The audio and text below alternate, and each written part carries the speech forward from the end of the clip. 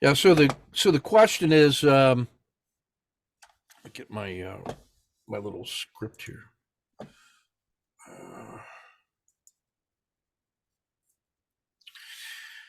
Yeah. So the question is, an execution risk versus position sizing risk. Yeah. Here's what my experience has been. The position sizing risk is what you normally see in at the Tharp Institute, and when people are talking about position sizing. And the main idea that I've had is that there's an optimistic mind, there is a rational mind, and there is a pessimistic mind. All right, optimistic,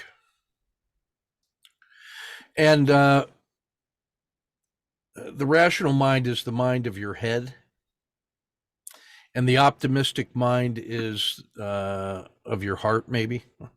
Perfect world. And the pessimistic mind is the mind of your gut. And when we are thinking about new systems, and we are persuaded by our rational mind that the thing could work, and now we're ready and eager to trade it, this optimistic mind is thinking about how do I maximize my position size on every trade so that I can have the best possible return on a positive expectancy system. And so the optimistic mind will try to maximize. The pessimistic mind is going to try to minimize or eliminate the risk as much as possible. And the rational mind understands the reasons for doing things more or less objectively. So normally when we think about position sizing, there's some entry that's indicated by a pattern. And then there's some reasonable target that represents the reward. And then based on the pattern,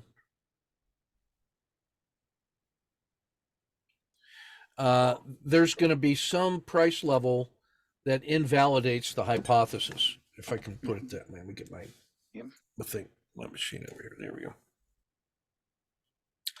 So there's some level that if price were to fall through that, we get long on it, and then all of a sudden it comes down into here. There's some price that says the hypothesis that this thing could just go to the target is wrong, and that whatever theoretical edge or historical edge there was is now invalidated by that price. Right? So if I think of that as the amount of risk that I'm willing to take, until I see that price, I have reasons to believe that this thing could still reverse and go my way. Like price could go like this and say, it could still very well do that. The hypothesis has not been invalidated. We normally then think of whatever that risk is. I want to be able to see some ratio of potential reward against the risk. And I want that stacked in my favor. My minimum criteria is usually 2-to-1. I want to have a reasonable chance in the time frame that I allot to this pattern. Let's say this is a swing pattern. In my swing trading over tens of thousands of trades, I expect this trade to last between 5 and 10 days. And I'm not surprised if it gets to the reward that I was anticipating within that time frame. So that gives me some bounded rationality, some reason to believe that this trade could work. And it normally happens because there was a sharp adverse price move that was prompted by fear. And then there's going to be some reversal, and then it's going to go back to what is a long-term fair value somewhere near the reward.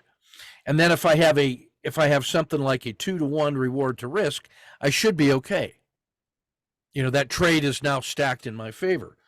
So the main idea is that that risk represents how much adverse price I should be willing to tolerate and still believing that the trade has a possibility to work. So far, so good? Yep. So let's just say, for the sake of argument, that on this particular trade, my price is right here and my target is up here. And we're going to say that the price that I can tolerate is $1, and there's the potential of $2 to the upside. So now I'm okay. And now if I take a look at the dollars per share of risk, that equals 1. And then I'm going to look at the dollars of risk per trade, and that number is going to represent some percentage of my overall portfolio that I'm willing to risk on any particular trade.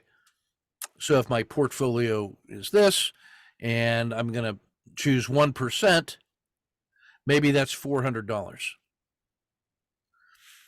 So the amount of heat that represents to my portfolio is 1%. That little $400, in this case 400, represents a potential adverse impact on me of 1% or $400. I can then think of my overall portfolio heat by saying, if I have a certain number of trades that are open, and if they all went against me at once, and I lost all of the risk capital on each trade simultaneously, the sum of those is equal to my portfolio heat. So I can manage the risk on an individual trade, and I can manage the risk on the portfolio using those factors. All's well and good. So my rational mind has said, hey, this is a really good system. It's worth trading. My optimistic mind says, let me put the maximum amount of risk on it so I can get my reward. And maybe my normal risk management, my gut is telling me, look, you could have anywhere from 0.5% to 1%. And in that parameter, you're not gunslinging, you're taking a measured amount. If my head has persuaded my heart that this is a good one, my head is going to say, or my heart's going to say, get the maximum tolerable risk on every trade that you can. Now, here's the problem. In the way that we are trading, what we're trying to do is look for patterns that reduce the amount of risk on each pattern down to the smallest little risk box. So if I could have a trade that was like 5 days down, so I had a low and now I have 5 lower lows, I now have the 5DD pattern. And the mechanical way that we trade that is we take the setup day routinely, and we just say that the range risk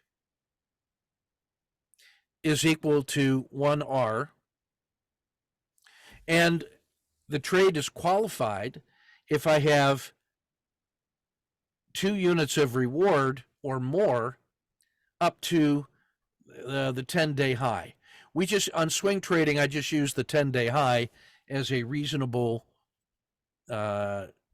swing trade target, because typically, the patterns that I look at, there was some 10-day high and then some adverse price action, and then that created the targetable potential reward, and then the amount of risk is equal to, mechanically, that little daily, the daily bar.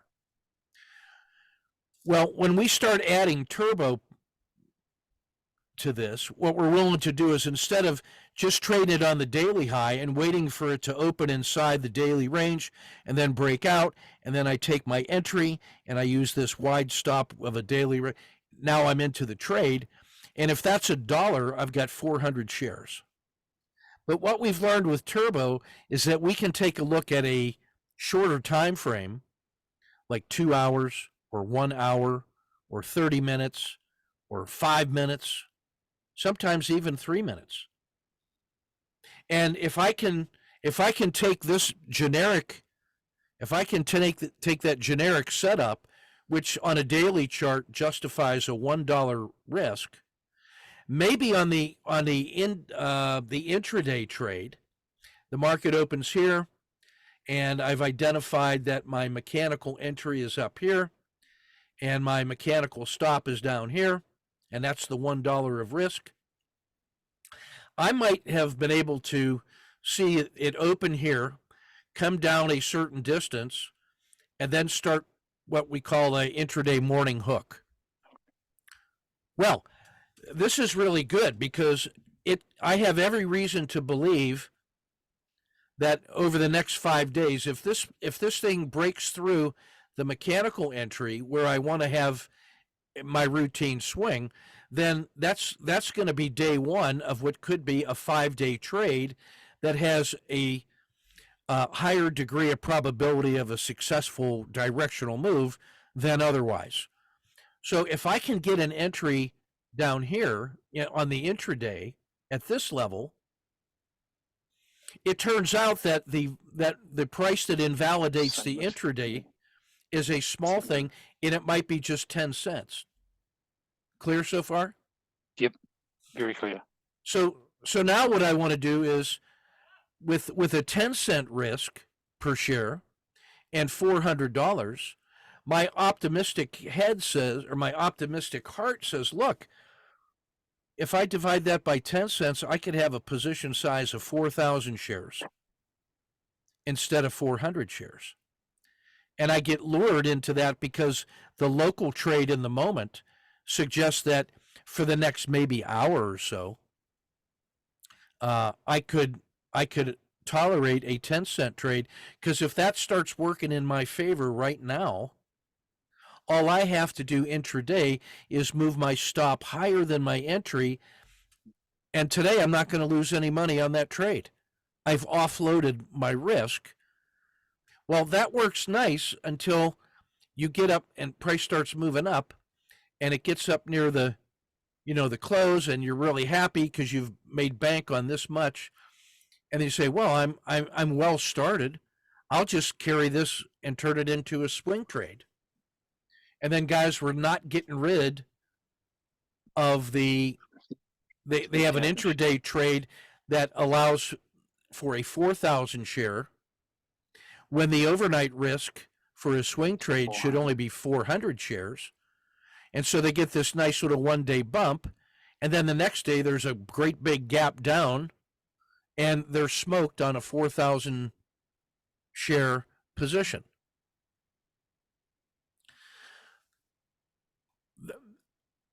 The other thing that we notice is even if you're not doing the turbo on the intraday, it could be that that we notice, let's say this thing opens or it closes right here.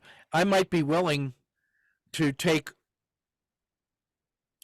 from the moment event. Maybe I put that position on at the close because it closed right there, and I see it's a 5DD, and I know that if this trade works, any price below that level invalidates the trade, so I only have to take a very small risk.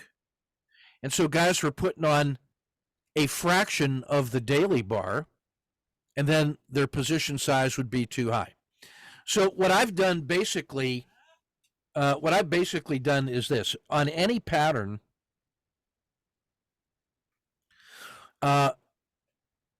if the pattern suggests that this is the amount of risk that I can take, I multiply that by 5, and then I call that the execution risk. The execution risk is the amount of risk that you take given where your optimized entry is and where your exit is. And then I require that the position sizing risk be equal to 5 times the the execution risk. So position risk, you basically have to have 10 Games. of these tiny little positions. And now what I do is there's an advantage to me to try to reduce the price and get as close to the turnaround point as I can so that I can have only a tiny little risk box on that. And then the thing might really go. Well, we actually saw that happen this week in the case study on electronic arts. I'm going to pull that chart. This turned out to be a 39R trade on a swing trade. Wow. Let me pull that rascal up for you real quick.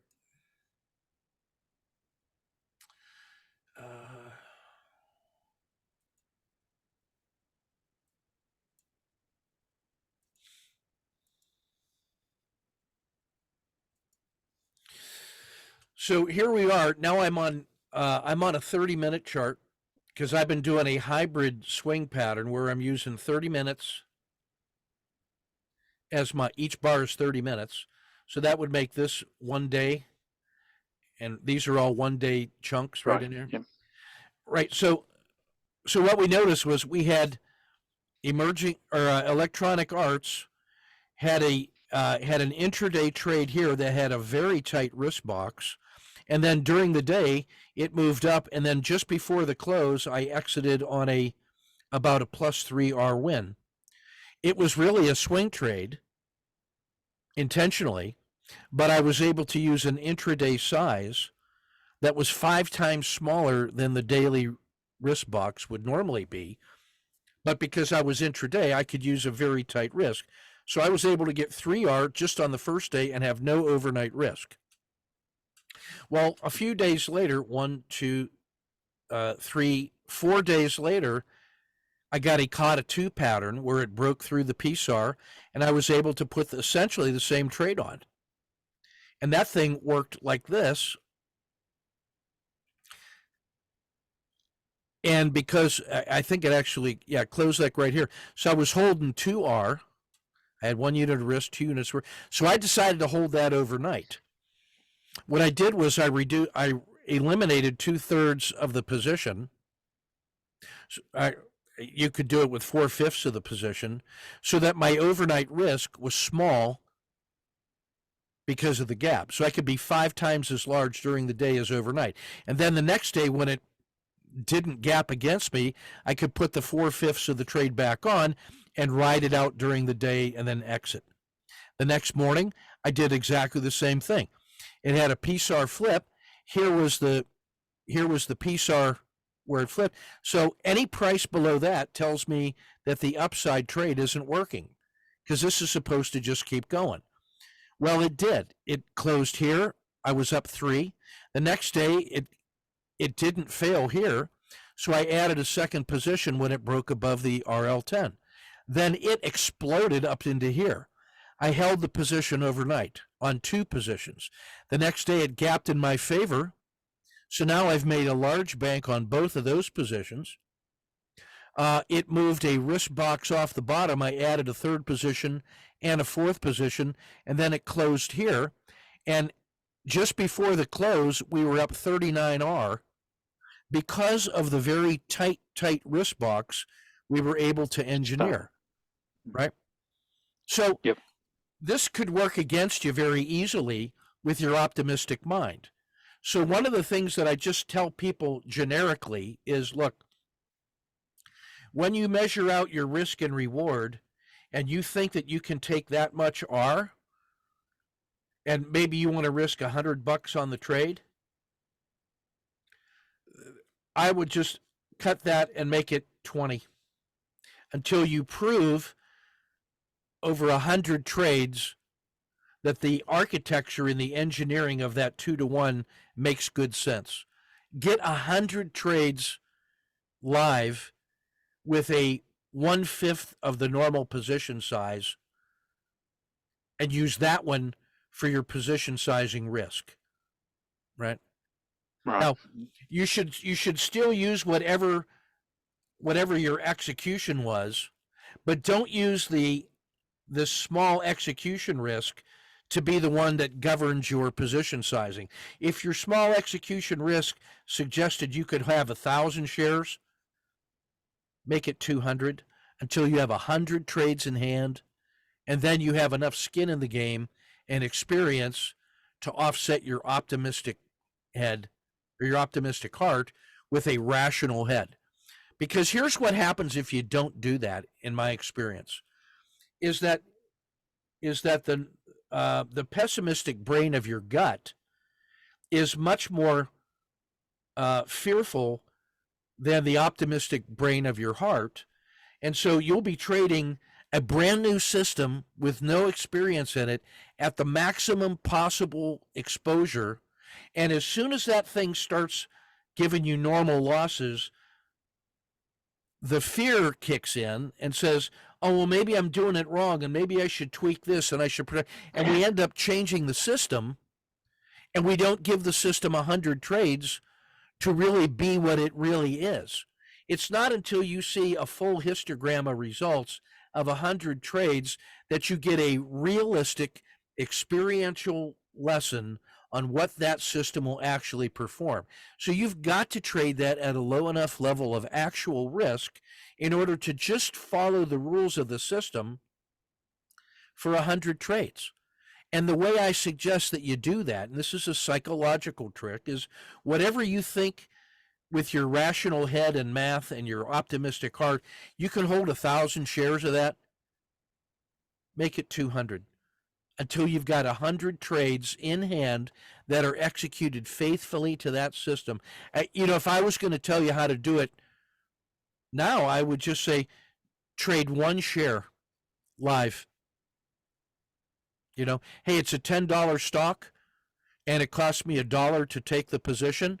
I would say buy one share, pay $1 commission, trade that thing one share, follow it by the rules, and then make that trade number one and whatever the results were, and then trade two all the way up to trade 100. It will cost you $100 of commissions for 100 trades. You will know more about that system for the cost of $100 compared to an infinite amount of back testing. And more importantly, you will have actual evidence of how it trades going forward and how you feel when you have live money and skin in the game. So in general, this idea of execution risk is equal to the actual pattern that you're trading. In this case, execution risk was very small because the moment of entry in this little sideways channel was so close to where the exit was, I only had to take that much risk. But the smaller you make this, the more easily it is for it to fail, and so your loss rate is going to be higher. So if you were trading this one at the maximum possible position size as justified by your heart, you would quickly lose all confidence in that system and never trade it again. So we don't want that to happen. We want you to have the opportunity to try a small risk and to get a nice little win, a small risk, get a nice little win, a small risk, and just go, oh, this thing just keeps going, and suddenly you're holding 40R. But the only reason that was 40R is because it just so happened that the pattern on a 30-minute chart allowed me to take a very small risk intraday on a swing trade. Now you can only do that if you can be available during the day on 30-minute. That means you got to be swing trading, but you got to have the market open, and every 20 or 30 minutes you're checking positions. Not everybody can do that. So I may not be able to make this thing right here was like a 25-cent risk, right? Because here's $1. This thing was maybe 30 cents of risk. But if I now go back to just looking at EA on a daily bar, the amount of risk that I would have had to take on that was like this one here. That's a daily bar in a doji, so it's had a nice move up. It has pulled back into a doji. So I have every reason to believe this thing could just continue like it did.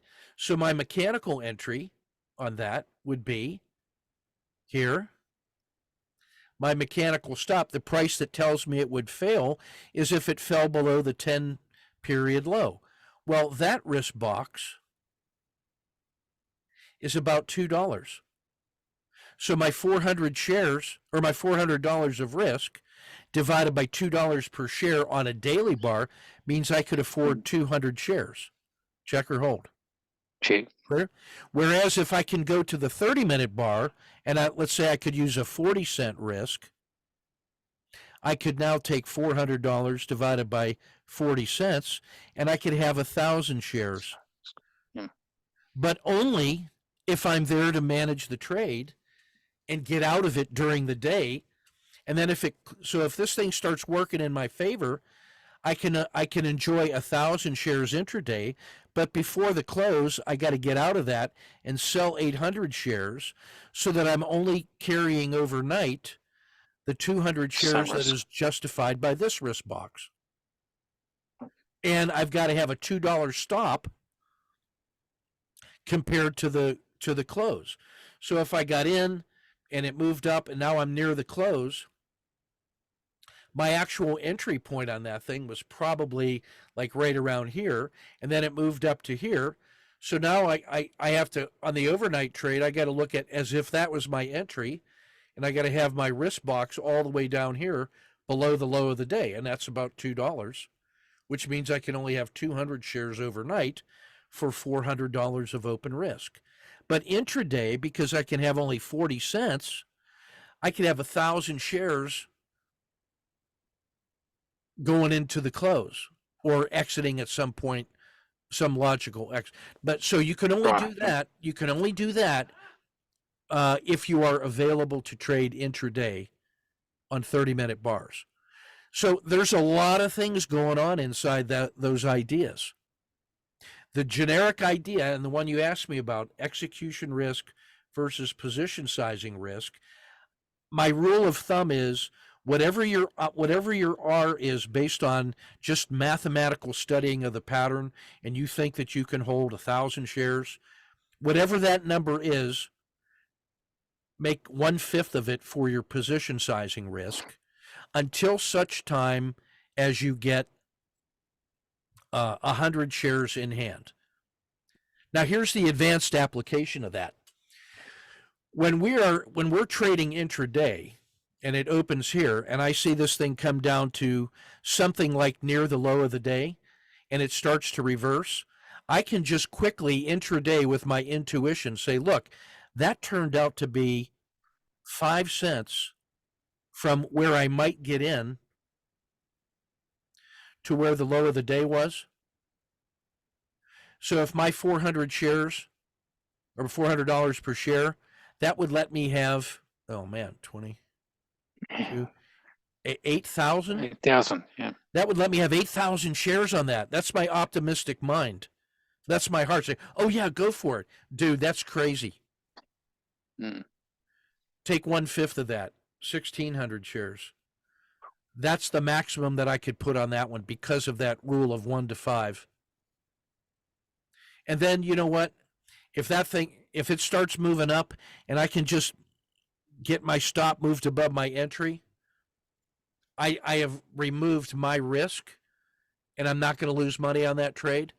I would rather have a calm hand on 1,600 shares than some kind of nervous in the service on 8,000, the maximum available. We just know that the greed versus fear is about 5-to-1 ratio.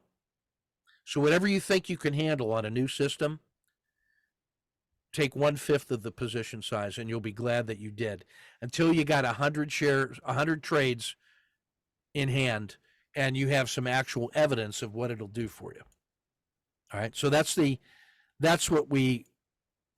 there's about 3 or 4 big ideas inside that. And now you can see why I'm glad that I recorded that. Yeah. Thank you. All right. Does that get you started on that question? Yep. No, thank you. Now, so on the DIA and the EWZ to get started, are you recommending the 10-minute bars? Are you? Uh, I like both. I like Or both of 30-minute those. bars? Sorry. Yeah, yeah. So the Kata 2 challenge Yeah. is like an intraday, and it's really for day traders. And as a day trader, your choices of what kind of time windows to trade or what kind of bars is really, you could be a day trader as fast as 1 minute bars or as slow as 30-minute bars and just focus on day trading.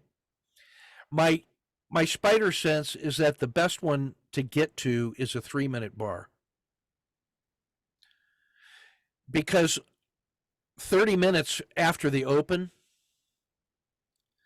you have 10 data points of 3-minute bars, and that means 30 minutes into the day, all of our indicators that matter, Oh, like starting to the work. like Yeah. the RL10 and the Bollinger Bands,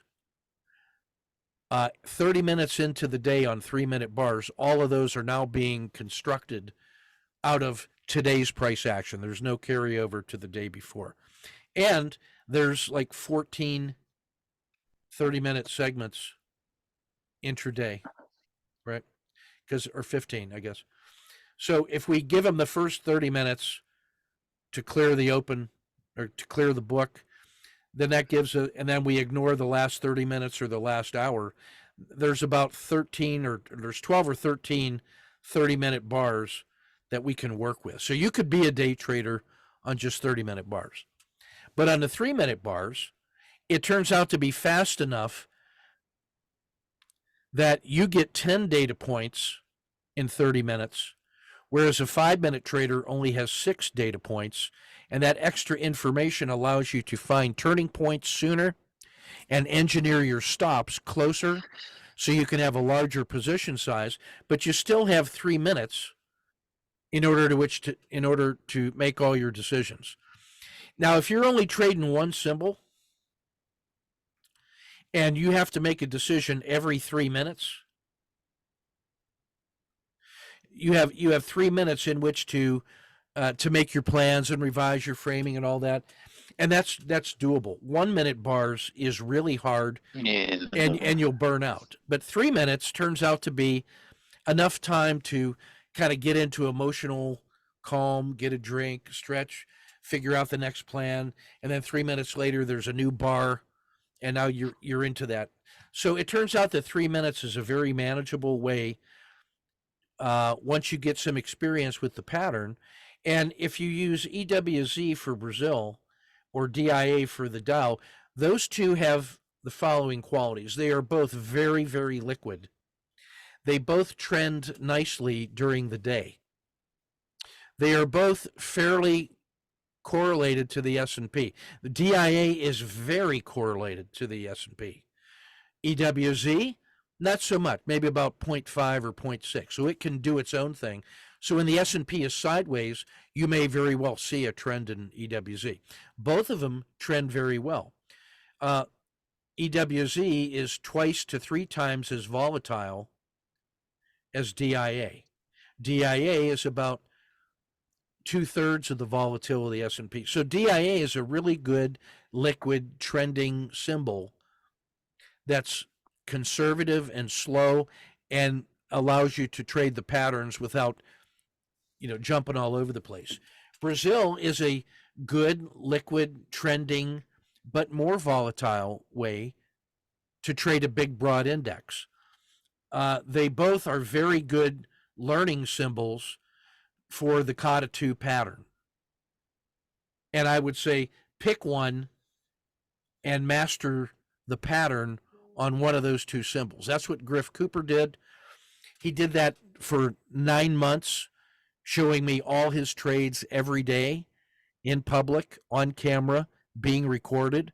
And I gave him bar by bar coaching guidance, which he then turned into a refined rule set, the way he learned to trade it, which he then turned into a home study course, which I approved and I can recommend to people that are looking to get quality coaching learn the rule set, and then learn how he evolved those patterns to suit his particular psychology over that 9-month coaching period. So the Kata 2 challenge was just something that I put into the chat room because everybody was dabbling with it.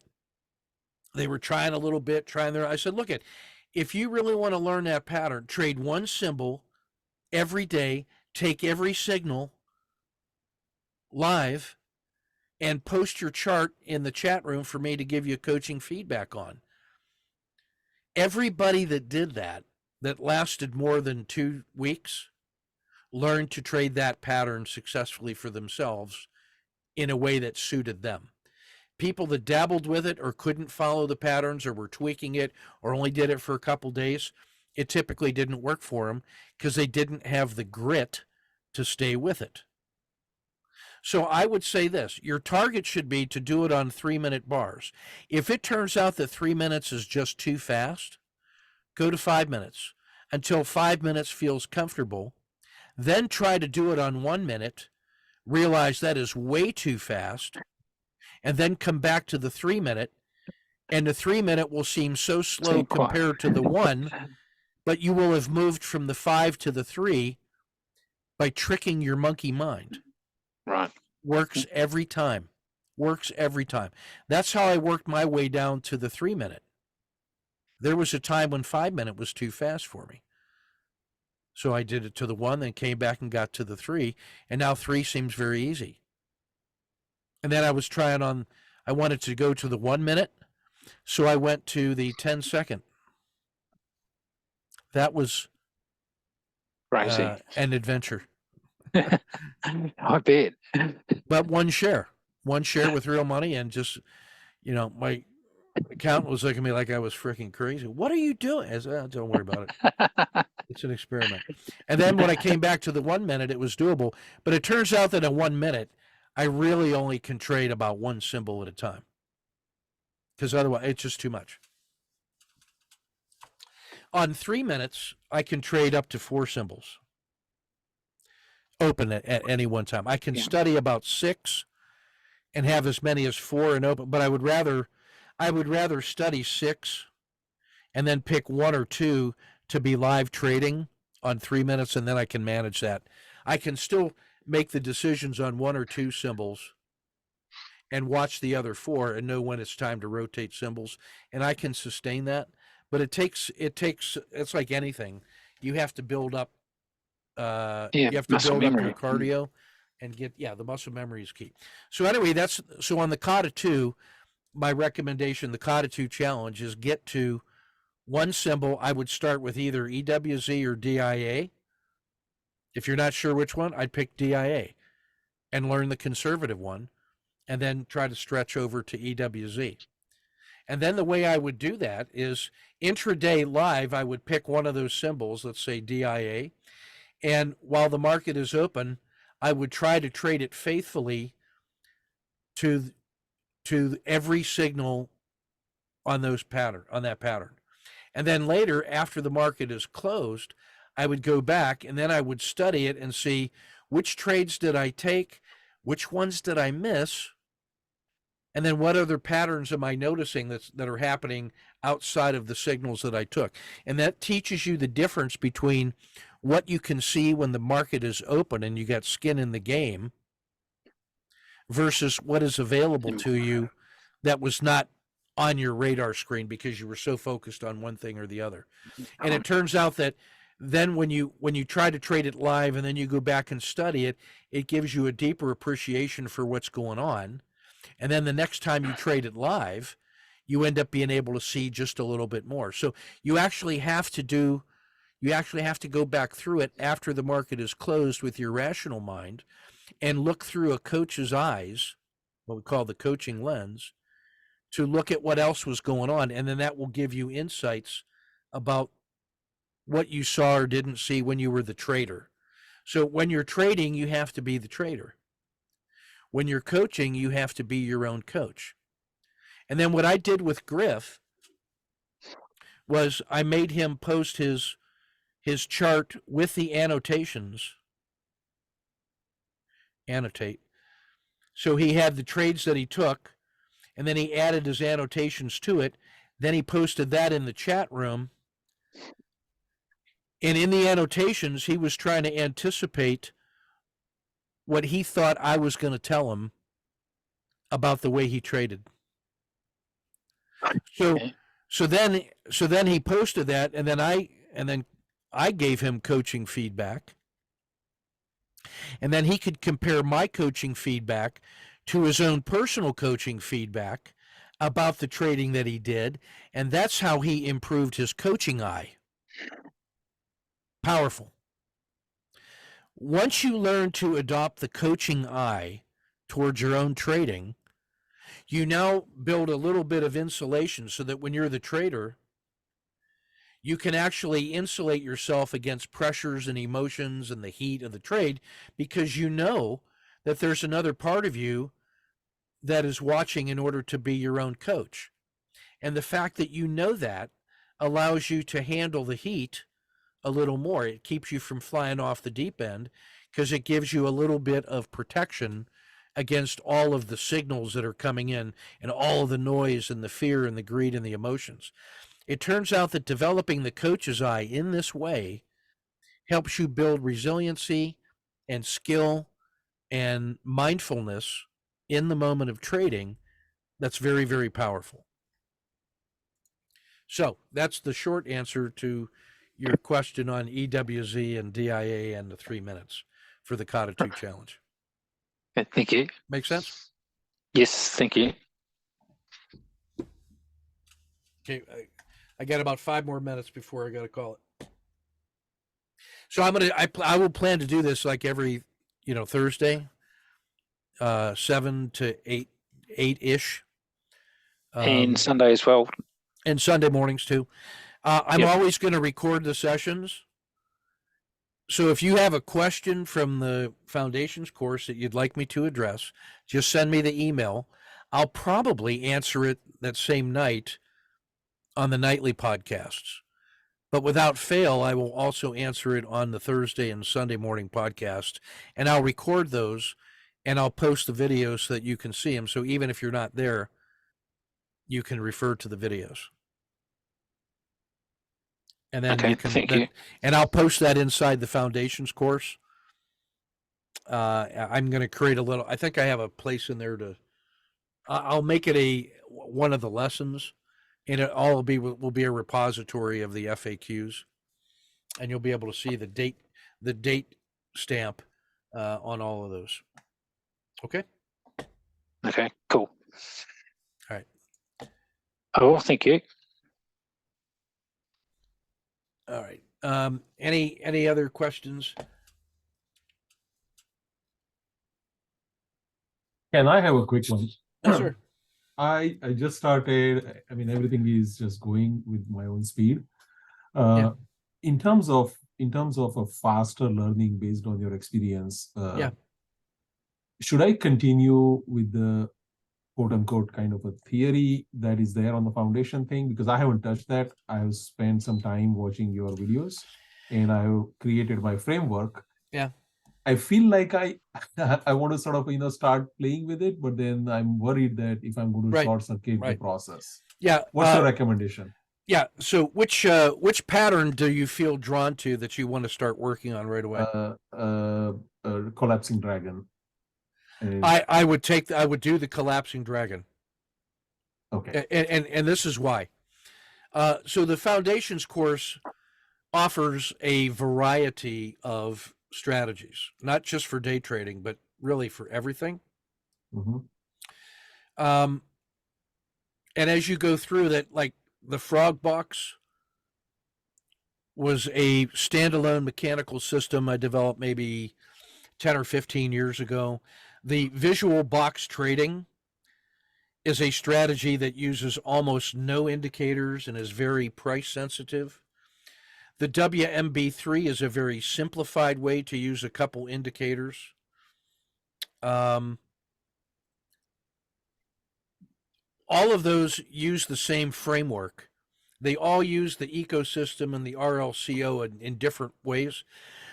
But the most up-to-date strategy I have really looks something like this. And I'm going to show it as if it was an intraday system, but it really is fractal. It works on anyone. But the idea is at the open, this is where the market closed, and now it opens here.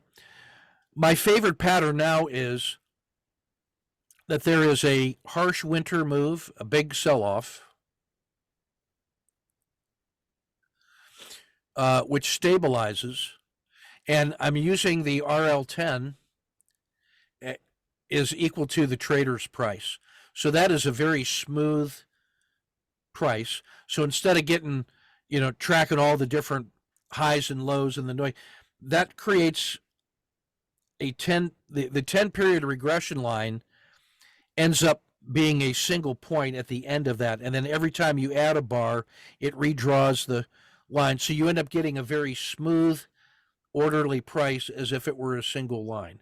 And then the amount of noise on that is really kind of small. You can actually ignore the price, like the stems, and just concentrate on the RL10 as the smooth price. So what I like to see is the RL10 comes down and makes a bottom. And then when that happens, you'll normally see the dragon over here, which is a 10 period simple moving average plus or minus a half. If this was a sharp, harsh winter, price would have started out inside the dragon, and then it will have departed the dragon, and that accelerated sell-off occurs like this. So, and then it starts to reverse. This will always come down and make like a V bottom, and the bottom of that RL10 is going to be where the PSAR reverses when the PSAR reverses. So you'll see this looks a lot like the PSAR will have been here.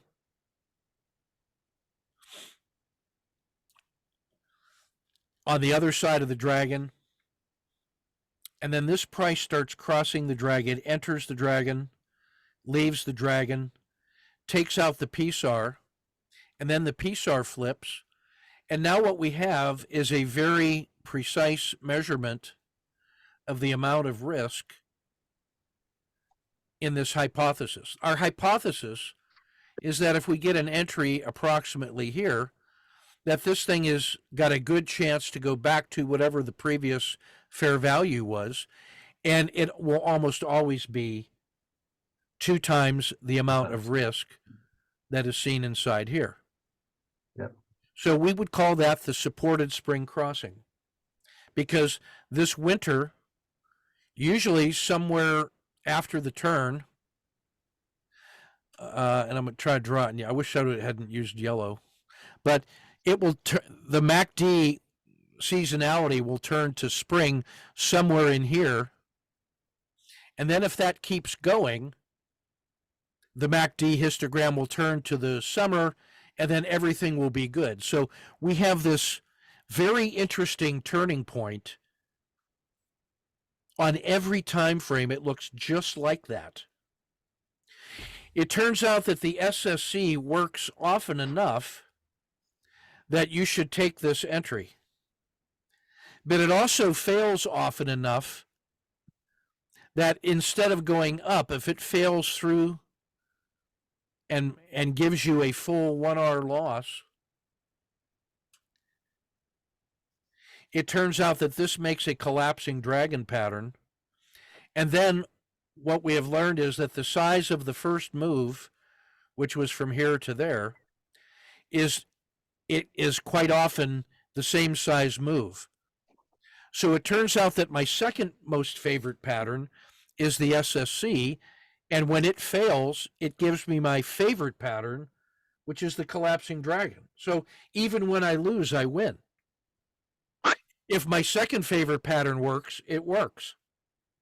And what that will lead to the Kata 2 is you get the sell-off, you get the reversal. If this thing works, you get an SSC that works, And then this will often do this all the way up. And it turns out that each of these little subsequent continuation patterns, each one of those is a kata 2. Because all you need to see for the kata 2 was a successful SSC, and then wherever that RL10 reverses, you get these higher lows. And as long as you keep getting higher lows, you can either add positions here, or if this was enough to get you out, that's enough to get you back in. So when you put all three of those patterns together, like this is the collapsing dragon, and this is the SSC, you end up seeing this kind of collection. You get those work, and this works. And that collection of those three patterns together are a very nice way to trade a universal strategy that begins with an abnormally large sell-off. Now, on an intraday trade, this is about 1.5 frog boxes, or enough. You look at that and you say, the MACD histogram is a harsh winter, or it is so obvious that you can't miss it. That is the precondition that says one of two things is going to happen. Either whatever caused this thing to fail is going to continue to fail, or this was an abnormally large sell, and now the buyers are going to move it back to fair value. Either one of those is fine, because you're going to get a large follow-through move after that moment of hesitation. What we know from the harsh winter is that this symbol is in play, that it has got abnormal volatility, abnormal volume. It really wants to be directional. I don't care which way it goes. My only job is to try to put a tight little wrist box around this, defined by the distance between the PSAR flip dots, right? So the PSAR flip happens, it came down here, and then it flips and it's going this way. It turns out that the size of that box is the size of the distance between the two PSAR dots. Anything else is a directional move, so now I can reduce my risk to the smallest amount. And it turns out that intraday, it's not unusual to see 10 of those in a directional move to the high of the day. So I'm only risking 1/10 of what could be a routinely good move. All of that was conditional based on the fact that from the open, there was an abnormally harsh sell-off. Guess what else happens? If this is where it closed yesterday, and then there was a great big gap up to here, and that thing starts failing, it turns out that I can use that same strategy on the PSAR flip, put a nice little tight box, and if it just goes back to where it closed, I could get 1, 2, 3, 4, 5 of these boxes just on a return to yesterday's close. And if it gapped up and then sold off harsh, I wouldn't be surprised if there was another 5, and there's the 10 that I'm hoping to get off a very tight little wrist box. Check or hold.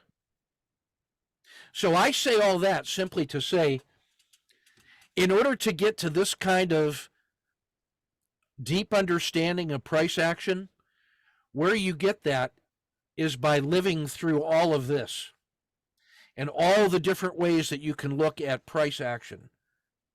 But I can also tell you that once you get into this, where you're going to end up is the SSC and kata 2s or collapsing dragons all day, every day. And I believe that you can start practicing that now as you begin checking off all of these little pieces and parts. Because what you're going to do is you're going to have an actionable set of, like the SSC, collapsing dragon, and kata 2, some actionable things to practice a really good pattern. At the same time, you're adding to the depth of your knowledge the really solid foundations with all of this stuff. But you don't actually have to finish all of that to start practicing some of these little ideas. As long as you keep in mind that you cannot build this house on shifting sands. You actually do have to continue to work on the foundations, but you can already start this. And then if you watch the nightly strategy podcasts, you can see me swing trading this live. And all I'm using are those three patterns: the SSC, the Kata 2, and the collapsing dragons. And most of the time it's Kata 2. Because once you get a harsh sell-off and the SSC works, now everybody believes that this was wrong and they're going to buy these little dips forever and ever. You could see 6 or 7 Kata 2s after a single successful SSC. Now you might get, after a failed SSC, one huge collapsing dragon, which pays off massively in a short period of time. But if that doesn't happen, don't be surprised to see a bunch of little grinding Kata 2s on the way up. So where you end up getting to out of all these is, again, harsh sell-off, SSC, collapsing dragon, Kata 2s. When you get into our adaptive and hybrid trading, all three of those things are really, it's like the heads and tails of the same coin, but there's really three patterns. But for me, my favorite one is always the CD. Why? Because that one means that all the hopes and dreams of the optimists, the young kids, everybody that wants to see that, collapsing dragon is where all their hopes and dreams go to die. You know, there's like old mountain climbers and bold mountain climbers, Yeah. but no old, bold mountain climbers. So when there's fear in the marketplace and a tiny little bottom is put in, that's enough for an SSC, then all the optimists come rushing in to start buying that because they're thinking it's going to do this. Sometimes they're right, but I'm already prepared for them to be wrong because I hope that I'm wrong. And I hope I take a 1R loss and then I'm into the collapsing dragon and then I'm happy. Just remember that the size of the sell-off from wherever it started that sell to here, that's leg 1. And leg 2 and leg 3 could be as large as leg 1. So instead of just grinding up the hill, those guys are jumping off the cliff. And that's why the CD is my number one favorite pattern, because it is absolutely decisive. Hey, I thought the sell-off and the bottom was in, and so I tentatively tried to get in here. And then the collapsing dragon says, if that price ever goes below the bottom of that RL10, dude, that is over. That ain't happening. It's the collapsing dragon. And that's why, to me, the collapsing dragon is the prime. If you have a lot of symbols in your portfolio, so if I've got a portfolio and maybe I have 5 or 10 or 20 symbols, and if all I ever did was look for collapsing dragons, I think you could make a living on that. But I like having ways to, after big sell-offs, to get in on the long side. Hey, like when the COVID happened, it sold off 50% in about 3 weeks. And then over the next year, it gained 75%. There were not many collapsing dragons in that whole move.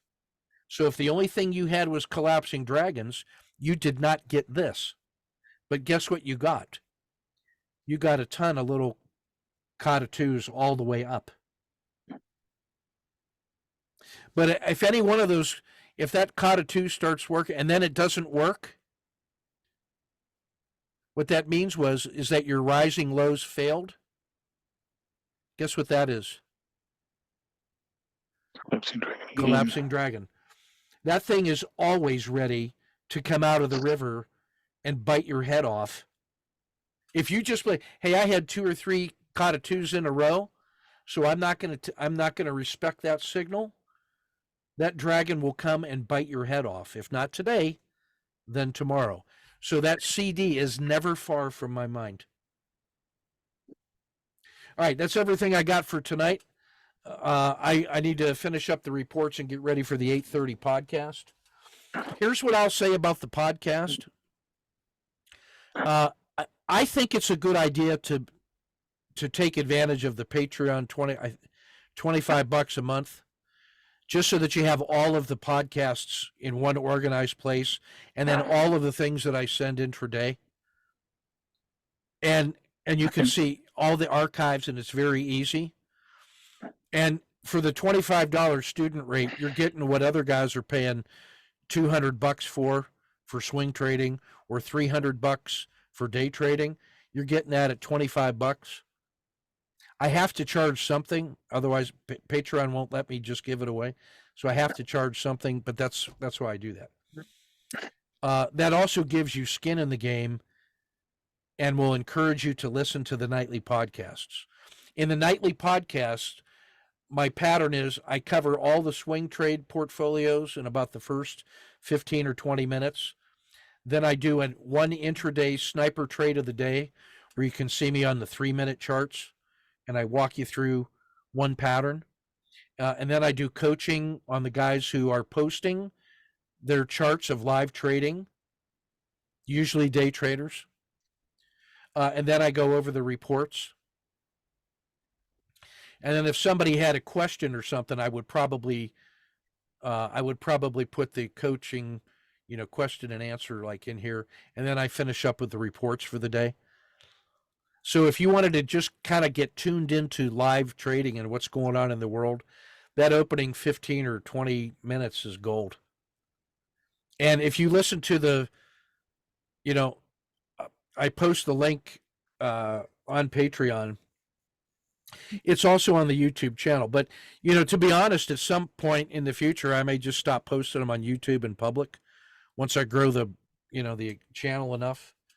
But I'll always post it in Patreon. And you can listen to that at 1.5 speed. It won't hurt you to listen to it a little quicker. So anyway, that's what I would say about that. So yeah, every Thursday night, 7 p.m. I'll be in here. Send me your questions ahead of time by email, and then I can have a more prepared answer. And I will always record that, and then you can listen to it as much as you want, or you can do it live, whatever you feel like. And I will always try to answer your questions the day I get them, or within 24 or 48 hours. So if I haven't answered you in a couple days, I probably missed it, or it went into, or something happened. I just missed it. So send it to me again. It won't hurt my feelings. I try to clear the inbox every day, and most of the time I get that done. All right. So that's everything I got for tonight. And good to see you. Appreciate your confidence. And I'm looking forward to working with you, but good question on the collapsing dragon. Right. Thanks, Ken. Cheers. See you next week. Yep. All right.